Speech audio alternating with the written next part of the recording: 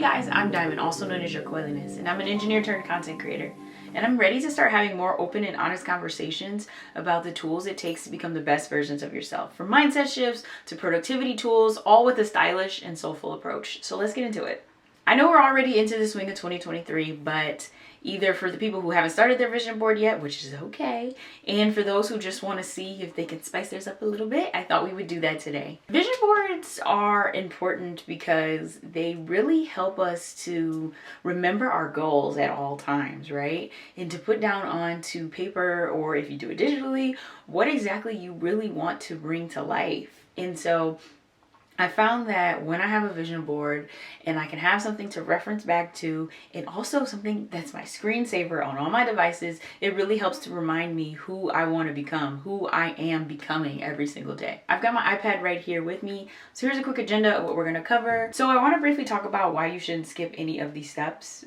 The first reason is because when you ask yourself the questions right before you start doing your vision board, you can make sure that you have no limiting beliefs or core negative beliefs that will block you from putting really what you want on your vision board, right? Or limiting what you think you can get on your vision board. The second reason why it's important to do all these steps and review last year's is because you want to know what you did and you didn't like about last year's mood boards. And I'm going to talk about mine because there were some things that I saw back on my mood board last year. I was like, oh, not a good look.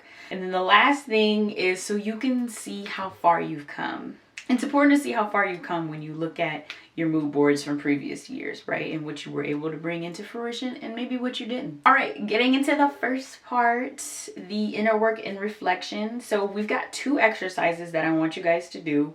And so this is going to take a little bit of time, but I promise it's going to be worth it. So the first exercise is you're going to imagine this is a little tense, y'all. It's a little tense. You're going to imagine that you're on your deathbed, right? And you're surrounded by your loved ones. What comes up? And reflect on your happy, fulfilled life, right? Journal about that. Write that in a list or in a journal form, but like what comes up when you're on your deathbed and you're surrounded by your loved ones? What made you have a happy and fulfilled life? This is ideally. And I remember when I did this exercise, I almost got emotional, but it also got me to really drill down to what really mattered, you know? So do that exercise, take some time for that. And we're going to move on to the next exercise. So for exercise 2, this is a long one. I want you guys to work through these questions. And it's going to take you some time, but it's really going to help you have a stronger vision board, okay? Because these questions are going to ask you to really dig deep. I'm going to list the questions in the description box, and I'm also going to pop them right here. Hopefully I'll be able to fit all of them. We'll see. But I want to briefly touch on some of them, right? If you're not going to do all of them, let me highlight the ones you absolutely need to ask yourself. What's your biggest fear? And what's the source and how can you release it? That's a big one because anything that you're fearing is going to limit you on what you're willing to put on your vision board. What do you need to forgive yourself for? That is a really good one. What am I running away from? Juicy. Who have I been pretending to be? What's the biggest obstacle I've overcome? And what's my proudest achievement? And I really like those because sometimes what we think or what other people would think would be our proudest achievement. Like for me, I have 2 engineering degrees. So people would be like, oh, when you walked across the stage, right? And you got your 2 engineering degrees. That was probably one of your proudest moments. It wasn't. It was actually a very sad moment. It was a very melancholy day. I just really didn't care because I didn't achieve that for me, right? So it wasn't one of my proudest achievements. One of my proudest achievements was when I quit my engineering job because that was hella scary and took a lot of guts and yeah, that would be one of my proudest moments for me personally. All right, moving on to reviewing last year's vision board. If you don't have one, you can just kind of think about these questions, okay? So reviewing last year's vision board, what was your state of mind when you created that board? So I created my vision board for 2022 at the end of 2021. So where was I, right? And I'm gonna show you guys, I'll show you guys what mine looked like a little bit here. My theme was Miss Independent for 2022. I wanted to be independent because I had just gotten out of a relationship, right? So I wanted to be independent. I wanted a class membership. I wanted to join a fitness class, but it wasn't quite in the budget, but I knew that I wanted to make that happen for 2022. And then I was having doubts about my direction in life in general. So I started putting more random and vague things on my vision board for last year because I wasn't really committed to my direction. I was starting to have a little bit of doubts. And then lastly, I had just spent that fall working on my clothing brand, my lifestyle brand that I still want to release one day, but it's just not the time yet. So that was me knowing my mindset. So I could be like, why the hell did you put fashion? Like, why did you put this? You know, after reviewing what was your mindset when you made that board, go into the progress and accomplishments that you did hit for your mood board, okay? So on every single one of these points that I had on my mood board, vision board, I'm going to use them interchangeably if you guys haven't noticed yet, you will see where you hit it or where you got closer to it, right? Some of our manifestations, the things we want to bring into our life, are not going to come in 1 year, right? Sometimes it's going to take a little bit longer for things to move into place. I remember, I tell the story all the time, I manifested a free sub sandwich from Jersey Mike's, very random, but it took a little over a month to manifest a free sub sandwich. So how long do you think it's going to take for you to bring in a whole new life? It's going to take some time. And then the last thing I want you to take a look at from your vision board from last year is, what don't you resonate with anymore? And this was something that when I looked at my vision board from last year, I was like, what was I thinking? I had put on there, no struggle, no process. Ew, disgusting. I no longer believe that I need to struggle with anything in life. That was a big lesson that I learned. But, you know, we put things on our vision board and we learn from them. But I would never, ever again in life put a negative word or insinuate that I have to work hard and struggle for anything. No. All right, so now let's move on to creating our vision boards. Finally, let's get into the 3 types of vision boards that I do. Do what you feel, but I definitely recommend doing all 3 to really get that whole experience. First vision board is going to be your personal vision board, and I'm going to put it off so you guys can see. This one is like that you're more holistic and, to me, feminine, and this one really covers everything, but also being very simple at the same time, right? Because this is like your life. This one is like your life, excluding work, right? I mean, we can talk about work in it, but I'm saying this is like your holistic thing of what you really want out of your life, okay? And going back to what you were thinking about when you were on your deathbed, right? That's where you really want to draw in what you got from that exercise into this vision board. And so you're going to pick 2 to 4 things. I'm showing this example with 4. Really, less is more when it comes to this.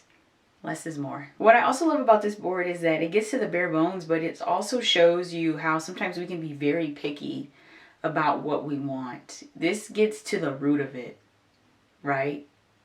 So yeah, I want an extra $10,000 per month passively, but do I really care where it comes from? Does it matter if it comes from my job or a side gig or my boyfriend or my family or I win the sweepstakes? No, it doesn't matter. At least to me, I'm not picky about where an extra $10,000 a month comes in. So this board helps you get clear on what exactly you want and less of like what is just for show or for other people or to say that you have. And so for my 4 areas that I had selected on here, I chose 4. I chose money, love, travel, and health. And that's more than enough. That's more than enough to focus on. I chose 4 areas to work on: money, love, travel, and health. And these are really just the bare bones of what I want. I want an extra $12,000 a month of passive income. I want a new apartment. I don't care how they happen. It doesn't matter if it's through YouTube ads. It doesn't matter if it's from TikTok brand deals, Instagram brand deals, selling courses, selling digital product, modeling. I don't care where it comes from. That's just what I want. See the difference between saying, okay, I want an extra $10,000 a month. If I do A, B, C, D, E, F, and G, you're making it harder on yourself and you're limiting how your manifestation could come in. Instead, just ask for the money. Next, I've got love, self-care. And so when it relates to love, I know that in order to bring in my soulmate provider partner, I need to love up on myself, right? I have to be the center of my own world. I have to provide for myself so that I can attract that. And then traveling, I want to do more international travel this year. So that's on there for me. And then health.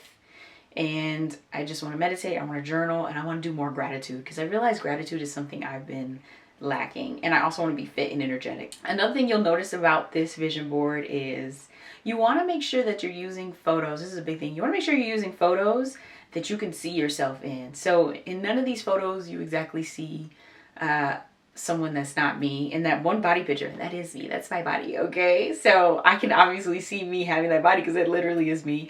And then in the relationship photo, I could see that being me, right? So it makes it more powerful when you're using a photo where you can see that being yourself. I wouldn't use a blonde white girl in any of my photos because I am not a blonde white girl. It just makes it a little harder for me to see it. When you're picking these things for your list, make sure you sit with each of these items before you put it on your list and really feel into them, right? We want to really feel what they feel like.